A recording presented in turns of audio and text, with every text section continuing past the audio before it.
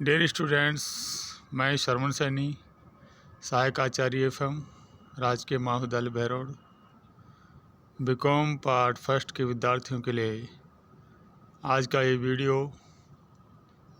Unit first के अंतर्गत है और इसके अंतर्गत अब हम टॉपिक पढ़ेंगे इम्पोर्टेंस ऑफ बैंक्स। पिछले वीडियो में हमने बैंकों का अर्थ, परिभाषाएं और बैंकों के कार्यों के बारे में पढ़ा था। आज हम पढ़ेंगे बैंकों का महत्व, importance of banks and role of banks in economic development. यानी एग्ज़ाम्स में क्वेश्चन आते हैं 20 नंबर के, एक क्वेश्चन होता है, तो उसमें ये क्वेश्चन कई बार आया है। इम्पोर्टेंस ऑफ बैंक्स का क्वेश्चन ऐसे पूछा जाता है, बैंकों का महत्व बताइए, what is the importance of banks. या फिर क्वेश्चन आएगा define commercial banks, discuss the role of commercial banks in economic development of a country. यानी एक देश के आर्थिक विकास में बैंकों के महत्व को स्पष्ट कीजिए और कॉमर्शियल बैंक को परिभाषित कीजिए।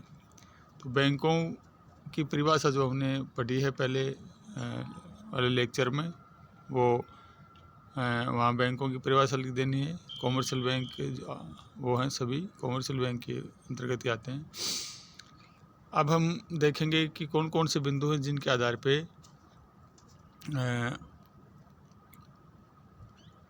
बैंकों के महत्व को स्पष्ट किया जा सकता है। ये क्वेश्चन 2016 और 19 में आ चुका है, तो ये क्वेश्चन 2021 में फिर से आने की संभावना है। बैंकों के महत्व का पहला बिंदु है प्रमोशन ऑफ सेविंग्स। बैंक है वो बचतों को प्रोत्साहन देते हैं, उनका प्रमोशन करते हैं। कैसे करते हैं? जब लोगों के पास जब हमारे देश में बैंक विद्यमान नहीं थे, तब लोगों के पास बचतें नहीं थी, और जब बैंक खुल गए, बैंक खुलने के बाद में बैंक क्या करते हैं कि लोगों की जमाई स्वीकार करना उनका प्राथमिक कार्य है, जनता की जमाई स्वीकार करना।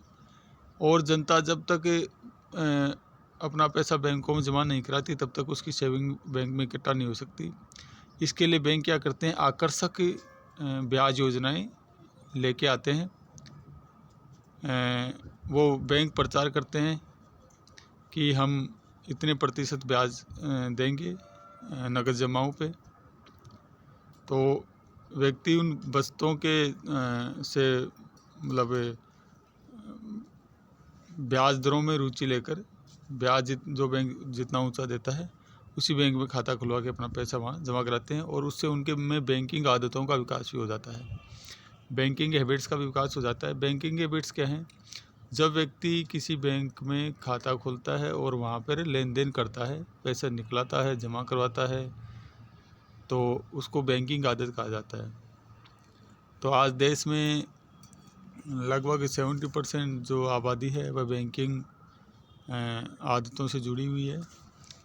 दूसरा है महत्व का बिंदु कैपिटल फॉर्मेशन, यानी पूंजी का निर्माण। बैंक है वो पूंजी का निर्माण करते हैं। कैसे करते हैं? पूंजी क्या होती है? किसी व्यवसाय के लिए जो आवश्यक धन होता है शुरुआत करने के लिए या फिर उसको चलाने के लिए, वो पूंजी कहते हैं। तो बैंक क्या करते हैं कि बैंकों का एक कार्य, प्राथमिक कार्य है उधार देना। बैंक ज़रूरतमंदों को उधार दे देते हैं और लोग उसको अपने व्यवसाय में काम में ले लेते हैं पैसे को, तो इस प्रकार पूंजी का निर्माण होता है। तो बैंक देश में पूंजी के निर्माण का कार्य करते हैं। तीसरा है financing for trade and industries. जो बैंक है वो फाइनेंसिंग यानी वित्त की सुविधा उपलब्ध कराते हैं ट्रेड एंड इंडस्ट्रीज़ को, व्यापार और उद्योगों को। तो ये भी एक काफ़ी इसके बैंकों के महत्व का बिंदु है। यदि फाइनेंस वित्त की सुविधा नहीं होती है तो बैंकों और उद्योगों का विकास करना संभव नहीं होता है। चौथा है मोबिलिटी ऑफ कैपिटल। मोबिलिटी होती है इसका पूंजी का चलायमान होना, यानी पूंजी का एक जगह से दूसरी जगह पे जाना। तो ये भी इसी की वजह से, बैंकों की वजह से संभव होता है। बैंक उन उद्योगों को ज़्यादा पैसा देते हैं जो कि ज़्यादा कमा रहे हैं, जो कि जो इंडस्ट्री ज़्यादा चल रही है, जैसे सीमेंट इंडस्ट्री है, मोबाइल इंडस्ट्री है, और भी जो इंडस्ट्री ज़्यादा भी ग्रोथ कर रही है, ग्रोथ करने वाली जो इंडस्ट्री है उनको ज़्यादा बैंक पैसा देते हैं, और जो कम चल रही होती है उनको कम उधार दी जाती है। तो ये पूंजी का चलायमान हो गया, क्योंकि हम भी अपना पैसा उसी को देंगे जो हमें समय पे लौटाएगा, और जो हमें पूरा ब्याज देगा, आधा अधूरा ब्याज देगा, उसको तो हम भी पैसे नहीं देते। तो ये इस प्रकार पूंजी में गतिशीलता आई है, चलायमान या गतिशीलता बोलते हैं। तो पूंजी गतिशील रहती है बैंकों की वजह से। 5वां बिंदु है flexibility in monetary system and price stability.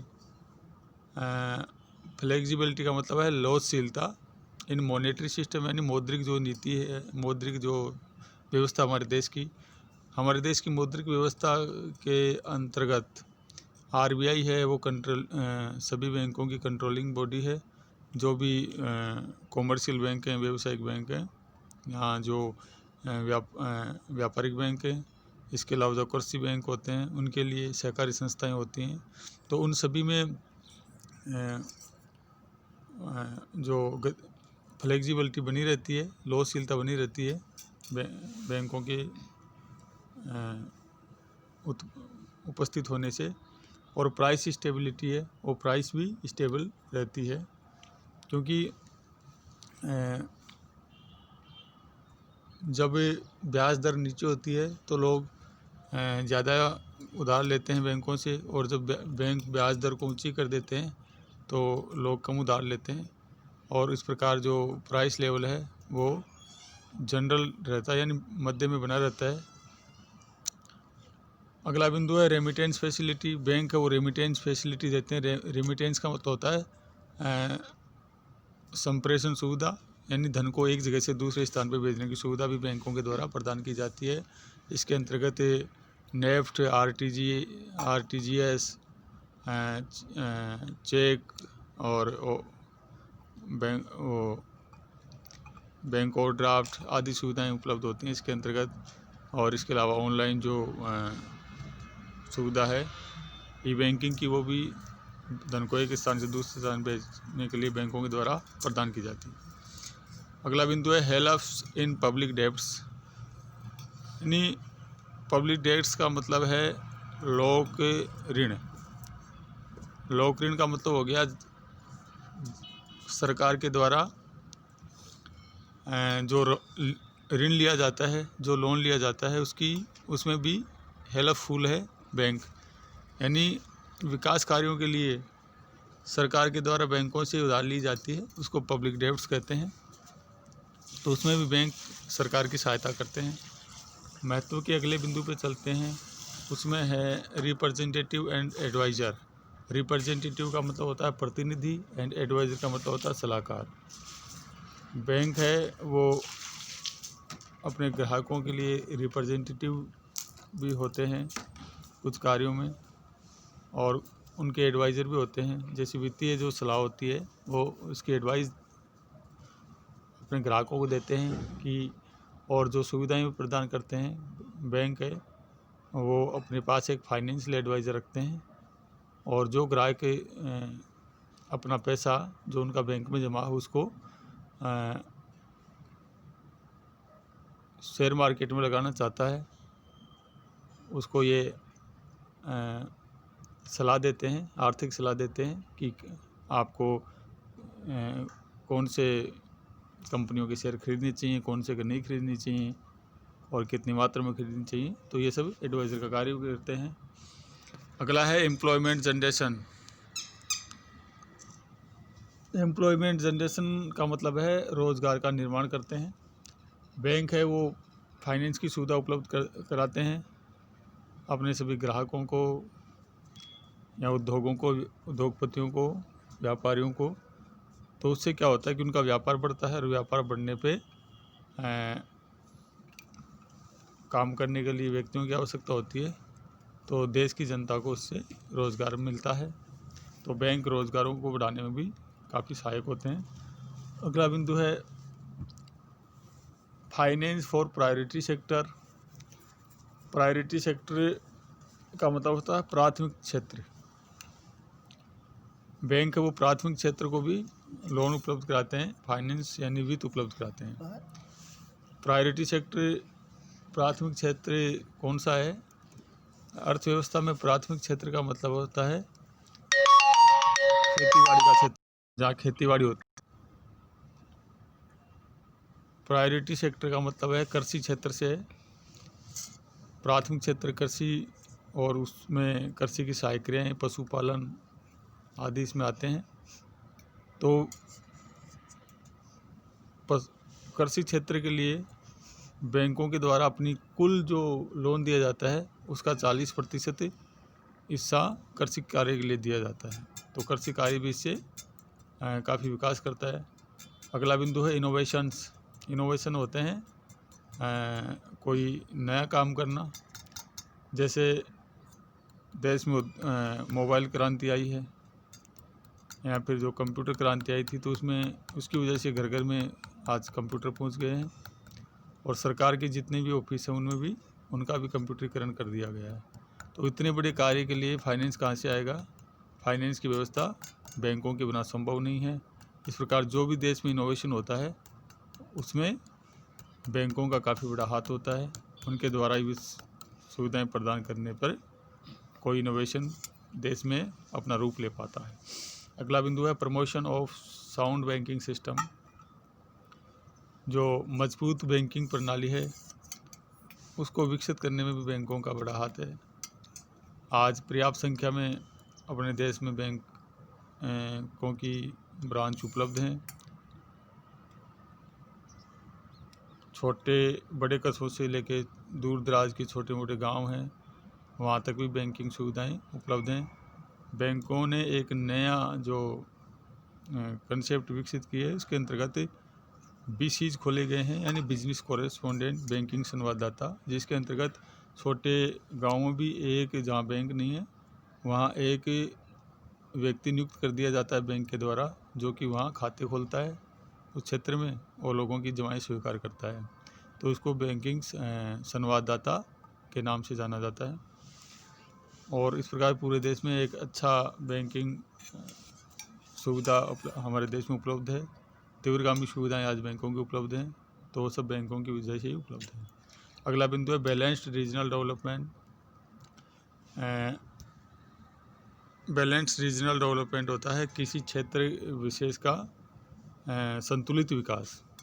तो किसी क्षेत्र में संतुलित विकास का मतलब है वहाँ पर सभी सुविधाएं उपलब्ध होना। तो जब तक बैंकिंग सुविधा नहीं पहुँचती हैं तब तक ये माना जाता है कि विकास नहीं हुआ है। तो आज देश में लगभग हर हिस्से में सभी राज्यों में पर्याप्त मात्रा में बैंक की सुविधाएं उपलब्ध बैंकों के द्वारा कराई गई हैं। तो ये भी एक यानी उस क्षेत्र विशेष का विकास उससे होता है। तो क्षेत्रीय विकास बढ़ाने में भी बैंकों का महत्व रहा है। अगला बिंदु है सेफ्टी ऑफ वैल्यूएबल्स, यानी हमारे पास जो बहुमूल्य वस्तुएं होती हैं उनकी भी सेफ्टी में प्रदान करता है। बैंकों के द्वारा लॉकर की सुविधा ग्राहकों को प्रदान की जाती है, जहां लॉकर में अपना ग्राहक है अपनी वैल्यूएबल वस्तुएं रख के चैन की नींद सो सकता है। और अगला बिंदु है एक्सपांशन ऑफ मार्केट, यानी बाज़ारों का विकास। जो देश में बाज़ार हैं वो बिना फाइनेंस के अपना विकास नहीं कर सकते। कोई नया व्यवसाय खोलता है, मार्केट का हिस्सा बनता है, तो फाइनेंस की सुविधा बैंकों के द्वारा उपलब्ध कराई जाती है। और जो लेन देन होते हैं आजकल वो भी बैंकों के खोले बिना मार्केट आगे नहीं बढ़ सकते। आजकल बैंकों में जाने की आवश्यकता ख़त्म हो गई है और सारा काम ऑनलाइन ट्रांजैक्शन के द्वारा संपादित होता है। तो उसमें भी बैंकों का बाज़ारों को बढ़ाने में बहुत महत्व है। अगला बिंदु है डेवलपिंग एंटरप्रेन्योर्स, यानी जो साहसी होते हैं उनका विकास करते हैं बैंक। साहसी कौन होते हैं? साहसी वे लोग होते हैं जो नया व्यवसाय करने की अपने मन में ठानते हैं और जो पहली बार किसी व्यवसाय में उतरते हैं। तो उनके पास अपने आइडियाज़ होते हैं कि वो कुछ इस तरह से ये उद्योग खोलना चाहते हैं, परंतु अब उनके सपनों साकार कैसे हों? जब तक कि बैंकों के द्वारा उनको लोन प्रदान नहीं किया जाता तब तक उनके सपने साकार नहीं होते हैं। तो बैंकों के द्वारा नए साहसी लोग जो होते हैं उनको भी वित्त की सुविधा उपलब्ध कराई जाती है, जिससे कि उनके सपने साकार होते हैं और वे एक उद्योगपति या साहसी बन सकते हैं। तो ये थे बैंकों के महत्व। आज के लिए बस इतना ही। Thank you.